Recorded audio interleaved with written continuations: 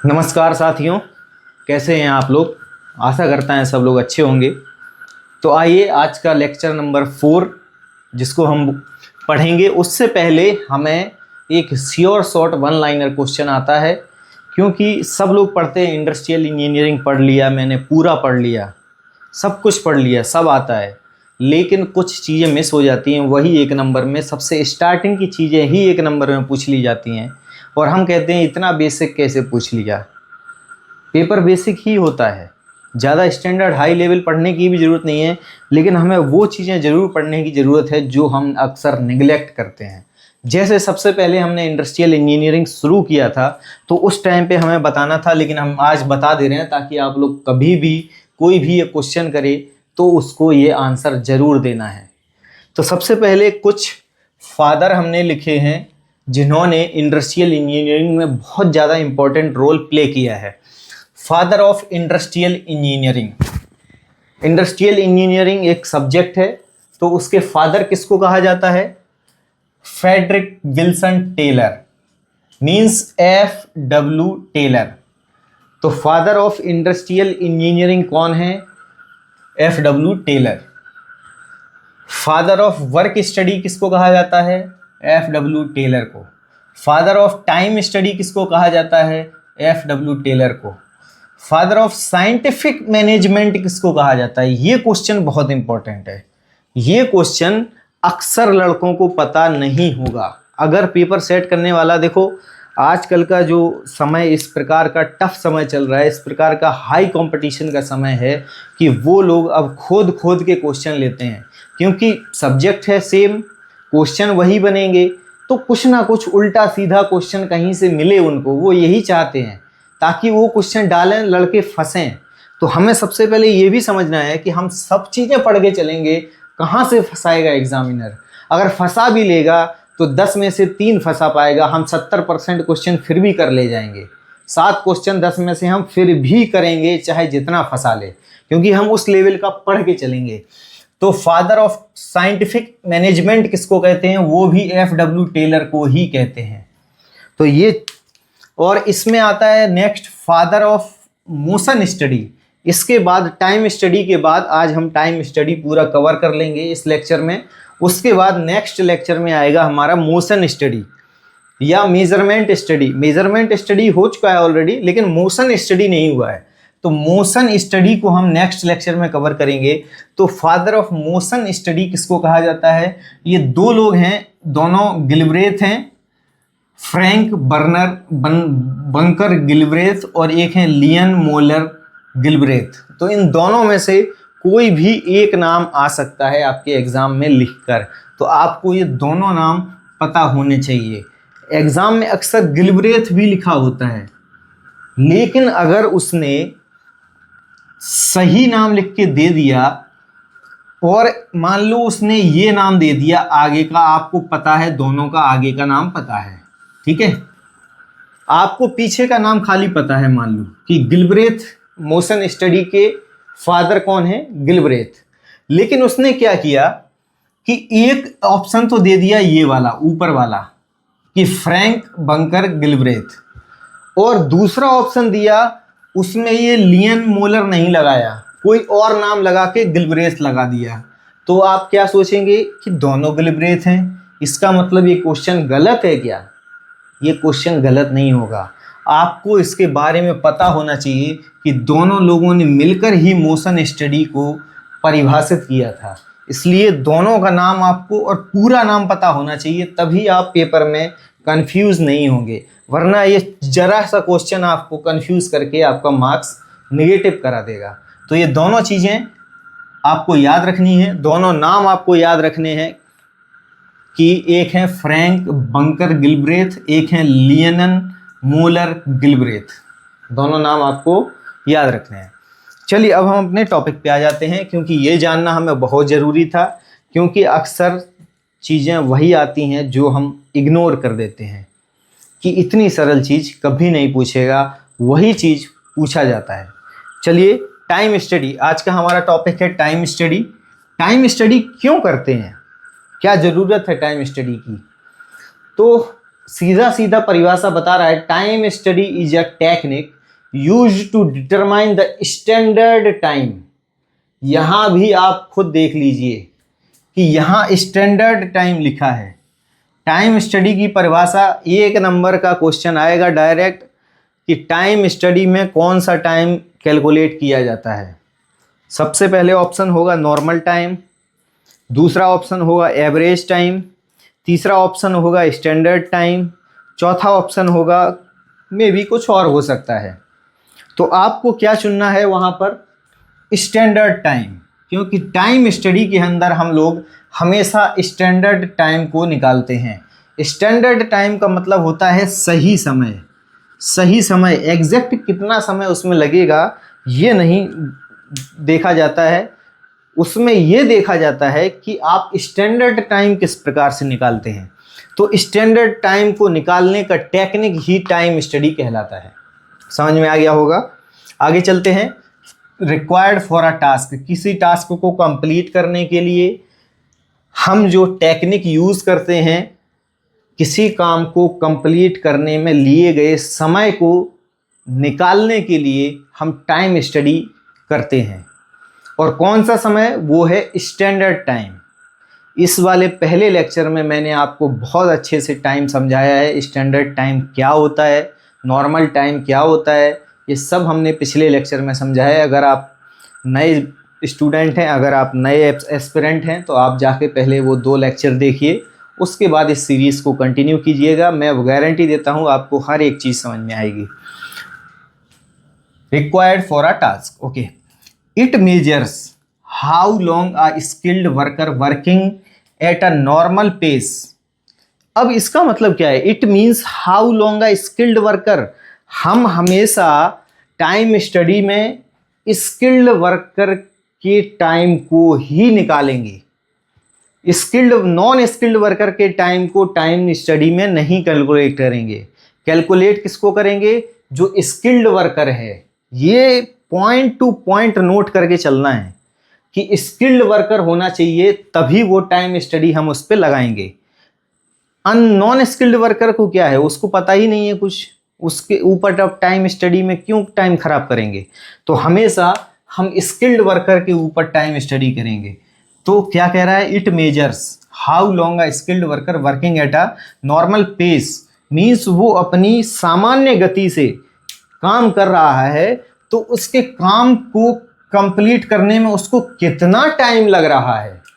एक skilled worker को अपनी नॉर्मल गति, अपनी सामान्य गति से काम करने में, उस काम को पूरा करने में कितना टाइम लग रहा है, उसी को बोलते हैं टाइम स्टडी।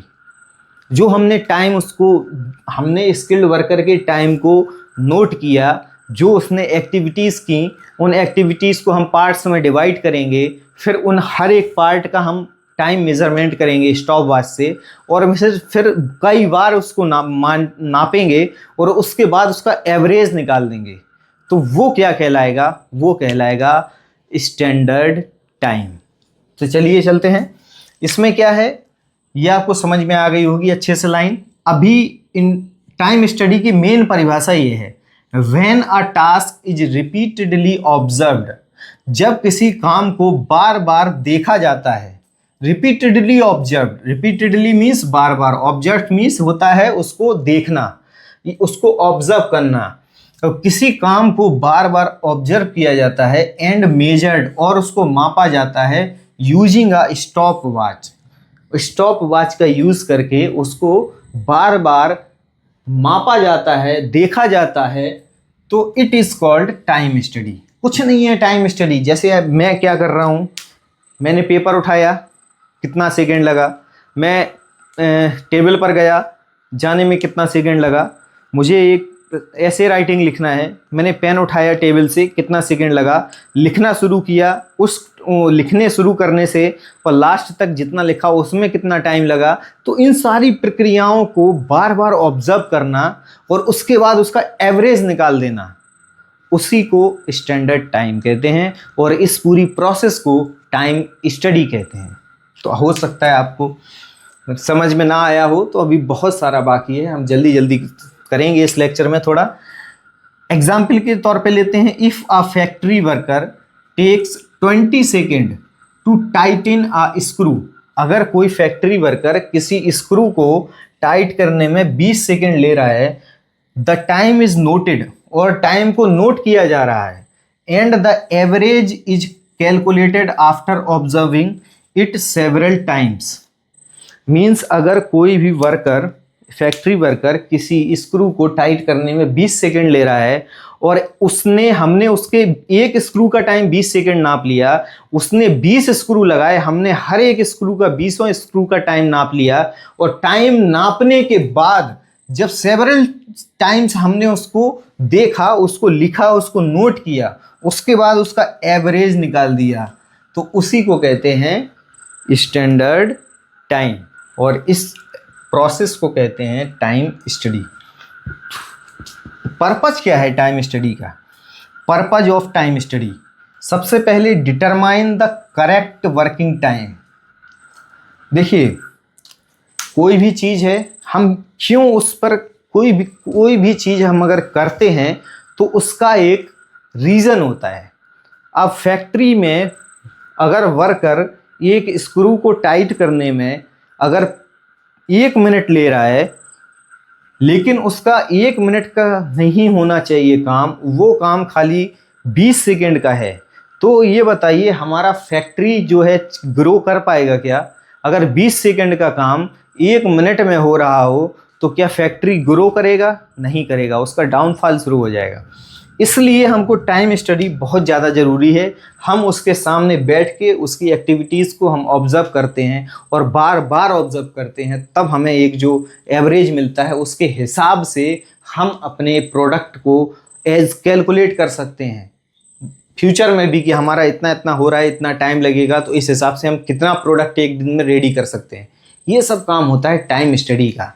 तो आइए चलते हैं, determine the correct working time हो गया। Increase working efficiency, working efficiency भी इंक्रीज हो जाएगी, क्योंकि हमें पता है कि इतना टाइम लगना चाहिए, अगर नहीं लग रहा है इसका मतलब वो अपनी इफिशियंसी पूरी तरीके से नहीं दे रहा है, वो लेस इफिशियंट काम कर रहा है वर्कर। तो अगर हमें पता है कि उसका जो टाइम स्टडी में हमने पहले टाइम स्टडी कर रखी है कि इस काम में इतना टाइम लगना चाहिए, इसका मतलब है कि वो अपनी इफ़िशियंसी के हिसाब से काम नहीं कर रहा है, तो उसको कहा जाएगा कि भाई अपनी इफ़िशियंसी के हिसाब से काम करो। तो इसका मतलब है कहीं ना कहीं हमने इंक्रीज वर्कर इफ़िशियंसी, वर्कर की इफ़िशियंसी को बढ़ाएंगे हम। तीसरा है इंक्रीज प्रोडक्शन। इसके हिसाब से सीधी सी बात है, जब कोई इंसान 1 मिनट का काम 10 सेकंड का काम है 1 मिनट में कर रहा था, लेकिन हमने उसको बोला कि भाई 10 सेकंड का काम है 1 मिनट में क्यों कर रहे हो, तो उसने 10 सेकंड में करना शुरू किया, तो हमारा वैसे ही प्रोडक्शन बढ़ जाएगा, ये तो जाहिर सी बात है। तो चौथा है optimise the machine, optimise the use of machines and worker. Machine और वर्कर का सही इस्तेमाल करना, इसमें ये भी दिखाता है कि मशीन और वर्कर सही से काम कर रहे हैं या नहीं, क्योंकि हमने सब कुछ सेट कर रखा है टाइम स्टडी में कि मशीन इतनी देर में ये करती है, इतनी देर में ये करती है, हमारा वर्कर इतने टाइम में ये कर लेगा, इतने टाइम में ये कर लेगा, सब कुछ निकाल रखा है। तो हर एक चीज़ कोई प्रॉब्लम ही नहीं आएगी कोई, क्योंकि हमें सब कुछ पता है कि एक वर्कर इस मशीन पर इतनी देर में इतने टाइम में इतने पीस बना सकता है। तो उस हिसाब से हम ऑप्टिमाइज़ कर सकते हैं, मीन सही इस्तेमाल कर सकते हैं मशीन्स और वर्कर का। इसके बाद डिटरमाइन वेजेज एंड इंसेंटिव। इससे हम वेजेज मीन्स उसकी मजदूरी भी तय कर सकते हैं और इंसेंटिव भी तय कर सकते हैं। इससे बहुत अच्छी चीज़ ये है कि वेजेज मीन्स आपको जितना समय में आपने काम किया उतने समय की आपको मजदूरी मिल जाएगी। और इंसेंटिव का मतलब क्या होता है, अगर आपने एक्स्ट्रा काम किया है तो आपको, अगर कंपनी को प्रॉफिट हो रहा है तो उस प्रॉफिट को इंसेंटिव के रूप में आपको दिया जाएगा।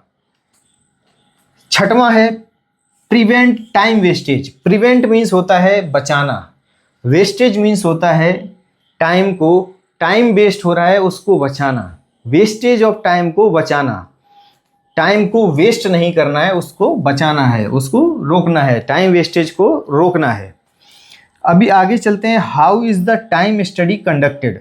अब टाइम स्टडी को करते कैसे हैं, प्रोसेस क्या है टाइम स्टडी करने का। अभी तो हमने समझ लिया कि टाइम स्टडी कैसे क्या होता है, हम लोग क्यों करते हैं। अब कैसे करते हैं वो एक क्वेश्चन मार्क है कि किया कैसे जाए। तो आइए समझते हैं कि इसको कैसे किया जा सकता है। सबसे पहले सिलेक्टेड अ टास्क फर्स्ट, पहले हम सेलेक्ट करते हैं कि हमारे पास काम क्या है। उसके बाद the task for which time is to be measured is the selected time, measure in selected. तो इस selected a task first, the task for which time is to be measured is selected, पहले हम उस काम को select करते हैं जिस पर हमें टाइम स्टडी करनी है। दूसरा है एग्जाम्पल है जैसे tightening a bolt, packing a machine, operating a machine, इन सब के हमें टाइम स्टडी करनी है। दूसरा है इसी का dividing the task into small parts. सबसे पहले अभी क्या हुआ, टाइम स्टडी करनी थी हमको, तो हमने पहले उस वर्क को सिलेक्ट किया कि हमें करना क्या है, टाइटनिंग अ बोल्ट, हमें एक बोल्ट को टाइटन करना है। उसके बाद हमें पैकिंग ऑफ मशीन करना है। उसके बाद हमें ऑपरेटिंग अ मशीन करना है। तो सबसे पहले टास्क को सिलेक्ट कर लिया, दूसरे बाद उस टास्क को हमने पार्ट्स में डिवाइड कर दिया। जैसे आप खुद देख लीजिए, आपको वैसे ही समझ में आ रहा होगा कि अब हमने स्मॉल पार्ट्स में किसी भी चीज़ को अगर डिवाइड करेंगे, जैसे एग्जाम्पल मैं रियल लाइफ से लेता हूँ, मुझे आज 2 महीने में इंडस्ट्रियल इंजीनियरिंग कंप्लीट करना है। तो मैं क्या करूँगा कि इंडस्ट्रियल इंजीनियरिंग को पार्ट बाय पार्ट में डिवाइड करूँगा, ताकि हमको पता चल सके कि इतना पार्ट हमें एक दिन में ख़त्म करना है, इतना पार्ट हमें अगले दिन ख़त्म करना है, इतना पार्ट हमें और अगले दिन ख़त्म करना है। तो ये हम पार्ट में डिवाइड करके ही तो समझ पाए हैं ना। तो अगर किसी भी काम के टाइम स्टडी या स्टैंडर्ड टाइम को निकालना है तो उस काम को पार्ट्स में डिवाइड कर दो। कैसे, देखिए, dividing a task, the task is divided into small steps, small steps या स्मॉल पार्ट्स में डिवाइड कर दो। सबसे पहले पिकिंग अप अ स्क्रू, किसी भी वर्कर को अगर स्क्रू कसना है किसी चीज़ में, तो सबसे पहले वो स्क्रू को उठाएगा। पिकिंग अप मीन्स उठाना, या कहीं दूर रखा है तो उसको लेके आएगा, वहाँ से जितना नज़दीक हो सकता है उतना नज़दीक तक लाइए ताकि वर्कर की इफ़िशियंसी अच्छी रहे। तो पिकिंग अप आ स्क्रू, उसने स्क्रू को उठाया, एक पार्ट, एक स्टेप हो गया। उसने इंसर्टिंग इनटू द मशीन, उसने मशीन में उसको इंसर्ट किया, दूसरा स्टेप हो गया। तीसरा उसने टाइट किया, तीसरा स्टेप हो गया। चौथा उसने अरेंजिंग द फाइनाइज फिनिश्ड प्रोडक्ट, उसने फिनिश्ड प्रोडक्ट को अरेंज कर दिया। तो इस हिसाब से हमने काम को 4 पार्ट में डिवाइड कर दिया। अब इन्हीं 4 पार्ट का हम मेजर टाइम निकालेंगे, टाइम मेजरिंग टाइम, इन्हीं 4 पार्ट का हम टाइम निकालेंगे। तो the time of each step is noted with a stop watch. इन सारे जो पार्ट्स हैं इनका हम टाइम निकालेंगे with a stop watch. Work time, जैसे पिकिंग स्क्रू 5 सेकेंड में हुआ, इंसर्ट उसने मशीन में इंसर्ट के लिए 8 सेकेंड लगा, टाइट करने में 7 सेकेंड लगा। टोटल कुछ आएगा इसका 8 5 13, 13 7 20, 20 सेकेंड में उसने एक स्क्रू को उठा के मशीन में कस के मशीन को अरेंज कर दिया। ये हमने एक बार नाप लिया। अब इसी को हम रिपीट करेंगे कम से कम 10 बार। इस प्रक्रिया को नहीं, इस प्रक्रिया में एक स्क्रू टाइट हो चुका है, अब दूसरा स्क्रू टाइट करेंगे, तीसरा स्क्रू टाइट करेंगे, फिर हम उसको रिपीटेडली चेक करेंगे। लेकिन मशीन वही है, स्क्रू भी वही है। ऐसा नहीं है कि मशीन बदल दो आप, स्क्रू बदल दो आप, तो वो नहीं होगा। एक ही काम हो, सेम काम कई बार रिपीटेड नेचर में करके हम उसके टाइम को बार बार चेक करते हैं, फिर उनका एवरेज ले लेते हैं। ये होता है टाइम स्टडी में। तो अभी ये 20 सेकेंड आ गया। अब फिर से इसको कैलकुलेट द एवरेज टाइम, इसको हम कई बार करेंगे, फिर इसके बाद हम एवरेज टाइम को कैलकुलेट कर लेंगे। The average time is calculated by observing the task several times. Several times means कई बार हम इस टास्क को ऑब्जर्व करके कैलकुलेट करेंगे एवरेज टाइम को। समझ में आ रहा होगा, बहुत इजी है, टफ नहीं है बिल्कुल। इन्हीं में से आपको घुमा फिरा के क्वेश्चन मिलेगा, ये हमारी गारंटी है। इसके बाद है रेटिंग।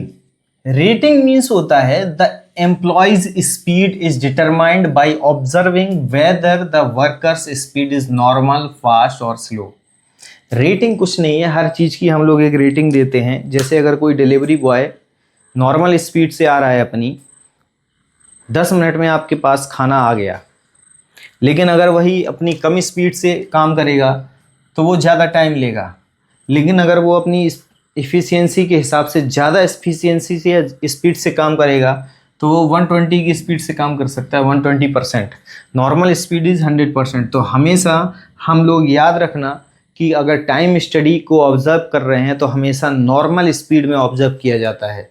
क्वेश्चन कहीं से भी कैसा भी बन सकता है, इसलिए हमें हर चीज़ पढ़ के चलनी है। अभी ये हो सकता था ये पूछ ले एग्ज़ाम में कि टाइम स्टडी को वर्कर की किस स्पीड पर ऑब्जर्व किया जाता है, तो कौन सी स्पीड है? Normal speed.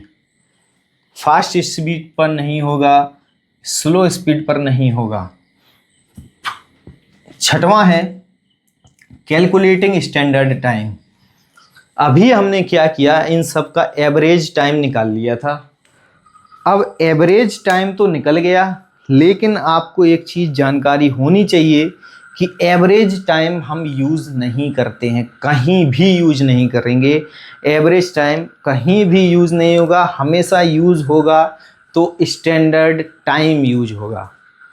Standard time, average time हम निकाल चुके हैं इस पूरी प्रोसेस का, स्क्रू टाइटनिंग का। अब क्या करना है? The final time is calculated by adding rest and delay time. जब हम एवरेज टाइम में रेस्ट टाइम और डिले टाइम को ऐड कर देंगे, उसके बाद हमें स्टैंडर्ड टाइम मिल जाएगा। आई थिंक समझ में आपको आ गया होगा। अभी एडवांटेज ऑफ टाइम स्टडी क्या क्या हैं, तो अब तो आप खुद बता सकते हैं कि क्यों, क्या एडवांटेज हैं इसके, क्या इसकी लाभ हैं हमारे। टाइम स्टडी के क्या लाभ हो सकते हैं हमको, क्या प्रॉफिट है हमको, क्या एडवांटेज हैं। तो पहला है प्रोडक्शन इंक्रीज। बिल्कुल सही बात है, प्रोडक्शन इंक्रीज होगा ही होगा, क्योंकि हमने टाइम स्टडी कर रखी है। हमें पता है कि अगर वर्कर चोरी कर रहा है, अच्छी इफ़िशियंसी काम नहीं कर रहा है, तो हमें पता चल जाएगा, क्योंकि हमने टाइम स्टडी कर रखी है।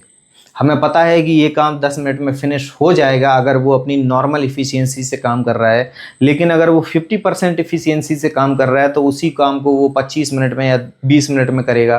तो हम उससे जाकर बोल सकते हैं, क्यों भाई नॉर्मल स्पीड से काम क्यों नहीं कर रहे हो, कम स्पीड से काम क्यों कर रहे हो, बोल सकते हैं। तो फिर वहाँ से हमारा प्रोडक्शन इंक्रीज होगा। बिल्कुल सही बात है। दूसरा, work is done quickly and accurately. बिल्कुल सही बात है, वर्क इज़ डन क्विकली, जल्दी काम होगा और एक्यूरेट काम होगा। तीसरा है टाइम वेस्टेज इज़ रिड्यूस्ड, मतलब जो टाइम वेस्ट हो रहा था वो टाइम वेस्ट कम हो जाएगा। टाइम वेस्ट कम होने से unnecessary activities are identified. Unnecessary activities जो हैं वो हम पहचान करके उनको, वेस्टेज को बचा सकते हैं। चौथा है कॉस्ट आर रिड्यूस्ड। बिल्कुल सही बात है, more production is achieved in less time. सब कुछ सही है इसमें। अब तो आपको एकदम हलवा लग रहा होगा कि ये सब समझ में आ गया, तो इन सब का एडवांटेज डिसएडवांटेज सब कुछ समझ में आ जाएगा। जब हमें टाइम स्टडी कर ली है, टाइम स्टडी क्यों की जाती है, क्यों हमें टाइम स्टडी की ज़रूरत है, वो सब हम पढ़ चुके हैं, तो हम उसके एडवांटेज डिसएडवांटेज में तुरंत फ़र्क बता सकते हैं कि ये एडवांटेज है, ये डिसएडवांटेज है। तो डिसएडवांटेज क्या क्या हो सकते हैं? वर्कर्स में फील स्ट्रेस्ड, बिल्कुल सही बात है।